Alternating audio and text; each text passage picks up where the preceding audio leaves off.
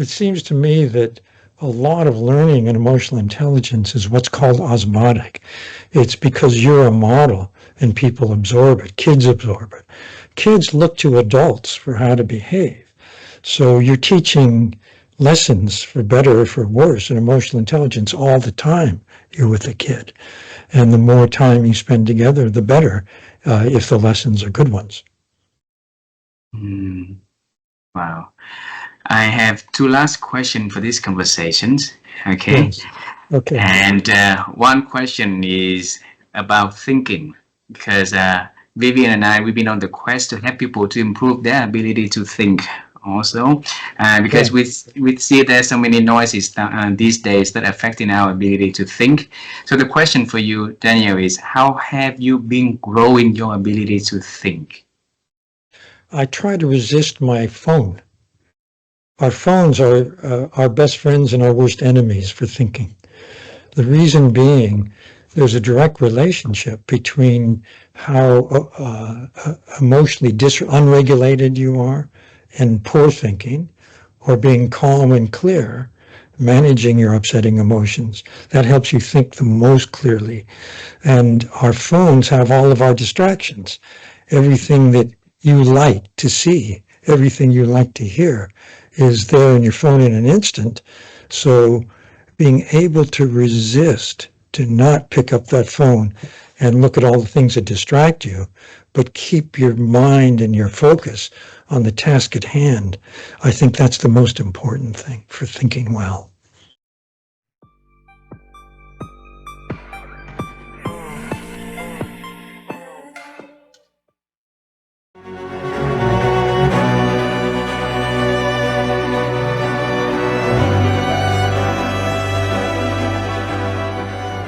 Why are we trying to complicate things where we can simplify things?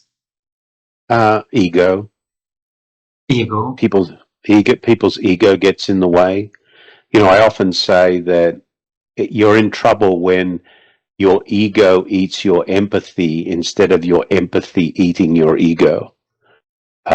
And I think that's really important that we think about that.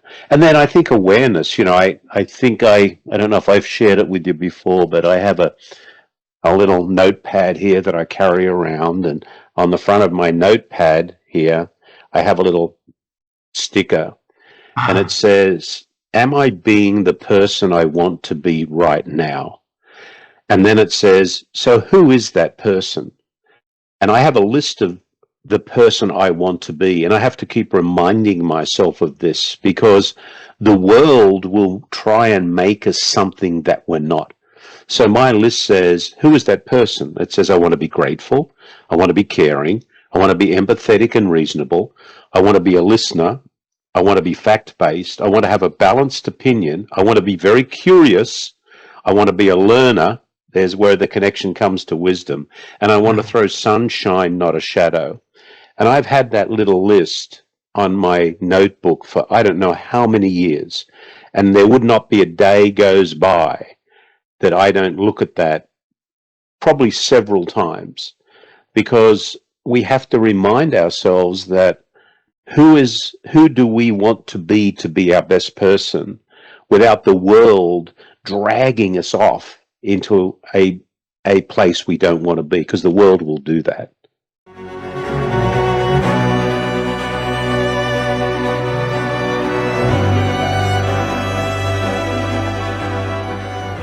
What have you been doing to help you to have that clarity in life? For me, one of the best activities I ever undertook was shortly after reading Stephen Covey's The 7 Habits of Highly Effective People. I took one step that has impacted my life ever since, and that was in his chapter, Begin with the End in Mind, he talked about writing a personal mission statement. He said, you know, companies have mission statements, they're North Star to guide them, but most people never have anything like that. They just live paycheck to paycheck or vacation to vacation. So I sat down, and that was more than 30 years ago, and I wrote the personal mission statement. And then I would have it pop up on a task every day, Monday through Friday at work, one section of it to read. Now, every morning, as soon as I get up, and I go downstairs. I have it on an app that I can listen to. And I think that just listening to it or reading it almost every single day for more than 30 years, it just seeps into your soul. And for me, the opening statement is that when I die, my goal is I want to hear God say, well done. Well done, good and faithful servant. You were faithful with a few things. I'm going to put you in charge of many things. Enter into the joy of your master. And I don't do that in I'm working my way to heaven or I'm earning anything. No, I just want to be pleasing to God like I would want to be pleasing to my wife or to my daughter. I don't have to earn anything from any of them, and I don't have to earn anything from God. But in gratitude to how he's changed my life, I want to be pleasing to him. So that opening statement, and then I go in and I talk about my faith, family, personal well-being, career. But that is like my North Star. Bring me back to that morning 30 years ago when you wrote that personal statement, because that's very important for people to be able to have their own personal statement also in their lives, right, Brian? Help us to share back what did you do on that morning for you to come up with that personal statement yourself? You're testing my memory. 30 years ago, I don't know that I remember the exact things, but I do know this, that my wife and I, we were going through marital issues. Everybody, if you stay together long enough, you're going to have issues that you're dealing with. And we were dealing with some really significant issues. And so reading that book, I was trying to, get some stability, I guess. And as I read that about the mission statement, it made sense. And I was convicted that, I was one of those people, kind of living day to day, trying to be a good person, trying to do, right things, but didn't have something that I was working toward. And so I thought, if I can come close to being the person that I lay out here, that will not only benefit me, it will benefit my wife and our relationship. And then eventually our daughter came along and it's had benefit for her as well. So I think that's really what the catalyst was, there were just some hard issues going on. And I felt like this could probably help me in dealing with those.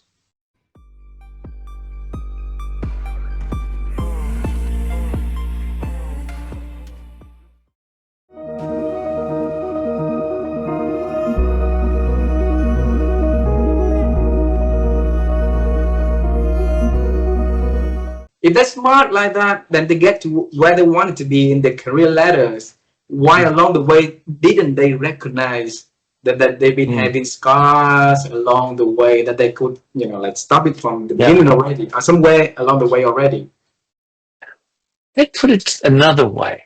Perhaps what took them to the top was the scars they carried in the beginning. Not always. So, for example, clients of mine who are in the mental health world, say psychiatrists, other psychologists, counselors, many of them have a core fear of being unlovable. I'm unlovable. And yet they're in a profession where their job is to be loving and kind. Politicians I've worked with, often a core fear has been, I'm marginal, like I'm not important. And yet you're in the limelight as a politician. Lawyers, it's often that I'm inadequate. Now, to be a lawyer, you have to do so well academically, at least in the environments I've been in, that how can you say you're inadequate? It's just such a lot of work. And then you go into a law firm where you get pummeled. But so it seems to me that the insecurities, our core insecurities, are things that we spend a lot of the rest of our life on and try and turn into a strength, to compensate. And so many of those people, I think, at the top are people who've been driven by a sense of pain and need, which has taken them there. Now, when I start working with them, many of them say to me, well, heck, if you take away my insecurity, if you take away my sense of, let's say, inadequacy, well, I stop being productive. Maybe I'll just sit there like a blob and I won't work, because all of my work, all of my activity is based on fear. I live in fear, and that's why I'm so on the ball. I'm such a good manager. We deliver the best product in the market because of the fear in me. And I get it. I mean, you following what I'm saying? If I cure the fear, well, then what's going to drive them?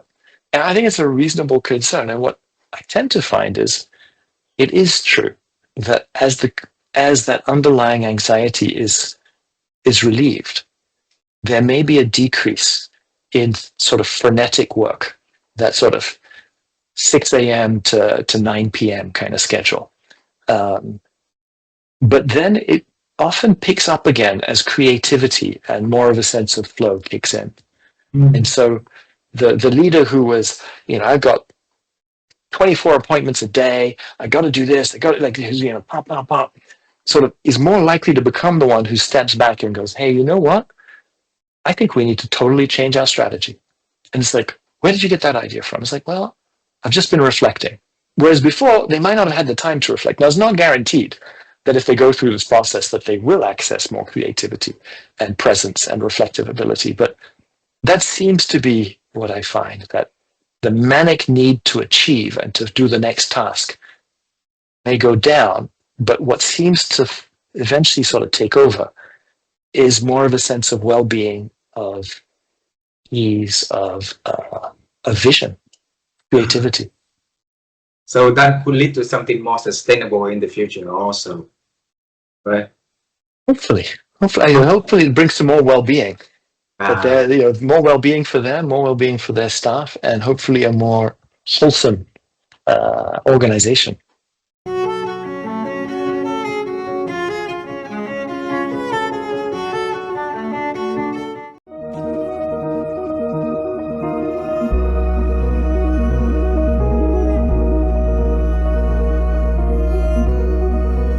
Over the years, how have you been helping you to improve your ability to think, Bruce? I think I've improved it by just reading a lot. I read books, I read magazine articles, journal articles, newspapers. So I read quite a bit on a number of different subjects. And I think, how do all these things compare? So it may or may not be about thinking as a discipline, because I think there it's something where is maybe individual to people about how they carve out time for thinking or get rid of distractions if that's possible. But I would say I'm always thinking. I'm a pretty introspective person. So, but a lot of it is reflection on things like what I've read or what I've maybe seen on something like what you and I are doing now, or a television show. So I feel all that helps me thinking, because I feel I am good at making connections between, and this is something Drucker did a lot, making connections between disparate parts of thought or of things that you read. So I feel that being a big reader is really helpful, but then also reflecting about what you read, and about thinking about how does this relate to my life or my work as a leader or my work in business or whatever it might be. So I think that's a very key thing, reading, observing, listening, and then relating it to your life. I also take a lot of notes, if I can. It's hard in conversation, but I might try to remember something and write it down later or put it into my iPhone of things. So I try to keep notes on things and then go back to them. And I find that is very, very helpful. And I think that's something that's, easy. It's something that people can do because, just take out a pen and paper or type it into your phone. If somebody has said something that you find, kind of really interesting, or you've had an experience that you found quite interesting, or they're watching your show, and they could pause it, or maybe if they're listening to the recording, and pause it and write down something. So I would really recommend that, and that's something that worked for me that I think probably has worked for lots of other people as well.